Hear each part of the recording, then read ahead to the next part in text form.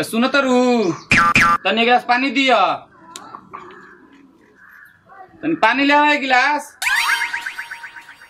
किसनवा के कहले रनिया फोन कर रहा, देखो अभी तक ले फोन ना कइल हुआ तो हमरे करे के पड़ी।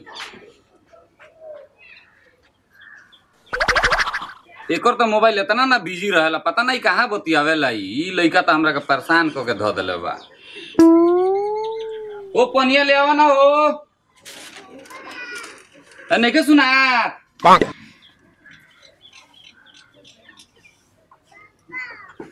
पानी मंगनी है, बुझाता हमरे देखे के पड़ी का करती है मेहरारू। पानी हम नहैले आज शैम्पू से। का हो तारा से पानी नु मंगनी है?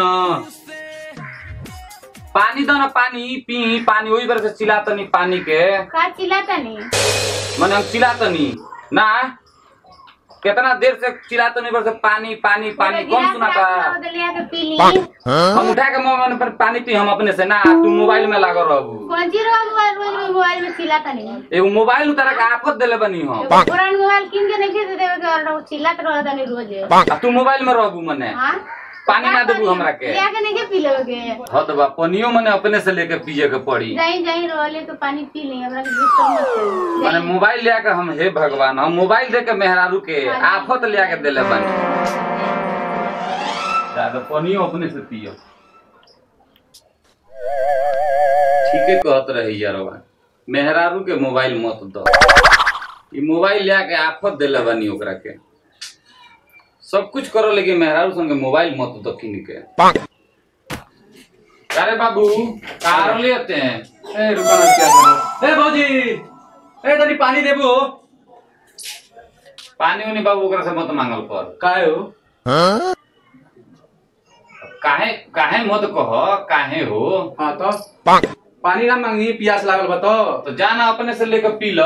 हम कितना दिन से देखा तनी तारा के, जब कुछ भौजाई से कहो तनी कहो तारा मत मांग मत कर। का देखो तर हमरा के हैं?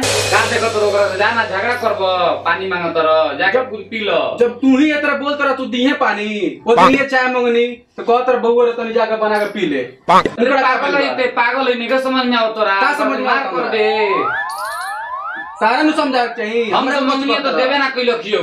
सहारा तो कोई मना कइले रहनी है, मोबाइल किन के मत दो घरे, लेकिन तारा अंदर तो मेहरारू को प्यार उमड़त रहे, प्यार तो भोग। अरे बाबू तो धीरे बोल, धीरे बोलो करीबे का घरवा में का चिल्लातनी दोनों भाई?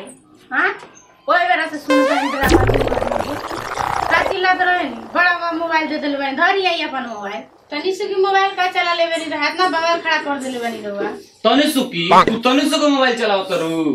कपड़ा लत्ता घर द्वार सब तो करते ही बानी। तुम्हारा बड़का काम करे तरू, कपड़ा को फी दे तरू तो देखी पीछा सब कुछ तो करते ही बानी। आइगो पानी मांग दो लोग तो तारा से मोबाइल में मने एक गिलास पानी ना दिया नो तो हाथ ना बगल खड़ा कर देनी है। भाई भाई अपन मोबाइल हम जाता नहीं यार, अपन घर द्वार समारत रह लोगे। ओरा के तो पूरी पहले ही कोनी हो, खोलो मत कराओ घर में। ए मत जाके रोका ना हो, रोका ना तारा के खाना हमनी के बनावे के पड़ी। अब देखा जाके गुड़ो हाथ धोरे के पड़ी। भैया लोग ये वीडियो अगर अच्छा लगे तो लाइक शेयर और कमेंट जरूर करी। हाँ और इस चैनल के सब्सक्राइब कर ली लोगिन, काहे से जो भी हमनी के वीडियो आवत रहे रुआ लोगिन के मिलत रहे। विशेष बोली जी, अगर वीडियो पसंद आए लोगिन तो सब्सक्राइब करो लोगिन, लाइक करो लोगिन। नमस्कार सभी दर्शक के प्रणाम बा हमार। रुआ लोग से हम बस इतने कहें कि आगे रुआ अगर और भी ज्यादा एकरा से कॉमेडी वीडियो और एकरा से मारधार स्टाइल वाला वीडियो चाहिए तो ये चैनल के सब्सक्राइब जरूर करी, घंटी के दबावल मत भूलें। प्रणाम।